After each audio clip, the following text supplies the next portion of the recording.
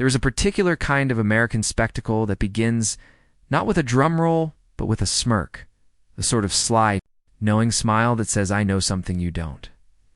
For nearly 2 years now, 50 Cent has been cultivating exactly that expression while quietly assembling a documentary about Sean Diddy Combs won that.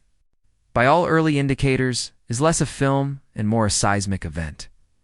The whispers first appeared in the margins. He has footage. He has interviews. He has people talking. And then, unexpectedly, he chose ABC News for one of his main interviews. A curious, pointed choice. After all, ABC is among the few channels inmates can watch in federal prison, fact not lost on 50, who seems to be sending a message across institutional walls. The world sees you now. What follows in the documentary is not a greatest hits parade of celebrity gossip. It is, instead, a brisk walk through the shadow side of an empire, one built on music, myth, and allegedly menaced at the footage no one was supposed to see when 50 is asked how he obtained certain tapes showing Diddy in private moment stents exchanges. Hallway confrontations, candid hotel room discussions, he simply shrugs. The journalist interviewing him tries again. "Does Diddy know you have this?" "I doubt it," he says, with the unbothered certainty of someone who has already accepted the fallout. And fallout there was. Cease and desist, press statements, accusations of stolen footage, the full PR hurricane. But the documentary presses on. The old feud revisited. Reformed for those who assume this documentary is just the climax of a long and notoriously petty feud. 50 offers a strangely vulnerable clarification. He recalls a moment almost absurd in its discomfort. When Diddy invited him to go shopping, not metaphorically, literally. The implication, he says, felt like a test. Like he wanted to see if I would play. It's delivered without anger, almost matter-of-factly, as if he's cataloging a bizarre artifact from a past era. He insists the film is not about revenge. It's about testimony. Some participants speak negatively about Diddy, yes, but others simply tell stories, contextualizing a life that has always existed just slightly out of frame. The origin story, no one remembers, perhaps. The most haunting section is an exploration of Diddy's early rise, the origin myth he rarely discusses. At 19, he organized a basketball charity event at City College in New York. The crowd swelled beyond capacity. 9 people were crushed to death in the chaos. The documentary shows him at a press conference, boyish and shaken, trying to steady his voice. It is, in hindsight, the moment he became a household name not for music, but for tragedy. It is the moment his legend began. Partners lost. Partners pushed out. One of the men interviewed is Kirk Burroughs, an early partner who owned 25% of Bad Boy Records. His story is startling. He claims Diddy forced him under threat to sign over his share.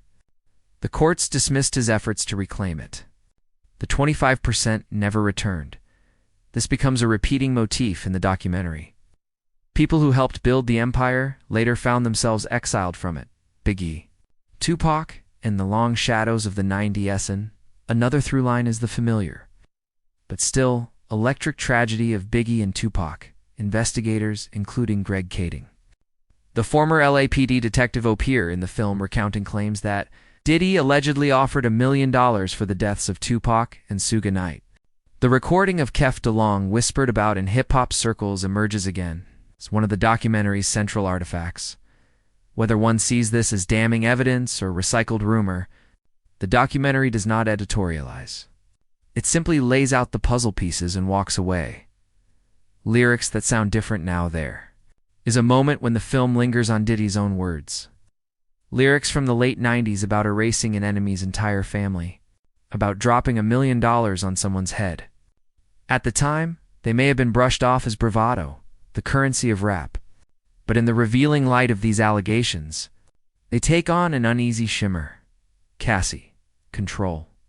In the private life behind the curtain, the documentary includes testimonies about Cassie, her relationship with Diddy, her attempts to leave, the jealousy, the threats, even the night Diddy allegedly armed himself and set out to find her in Kid C Diet.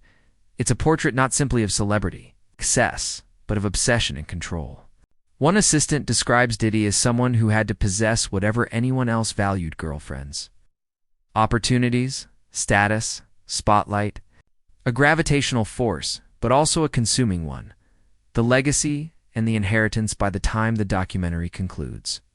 It becomes not just a story about Diddy, but about the culture that enabled him: managers, execs, jurors, fans, and even rivals who mistook charisma for innocence. And yet, 50 Cent says he believes that when Diddy watches the documentary, he might actually admire it, that he will recognize the truth, however painful, because he has always lived with it. Closing: if this film lands the way early viewers say it does, it won't be because it exposes something new. It will be because it finally gathers every scattered rumor, hidden tape, lost partner, and whispered warning, and places them in one long, unbroken line. A straight line. A visible line. A line that can no longer be danced around in the dark.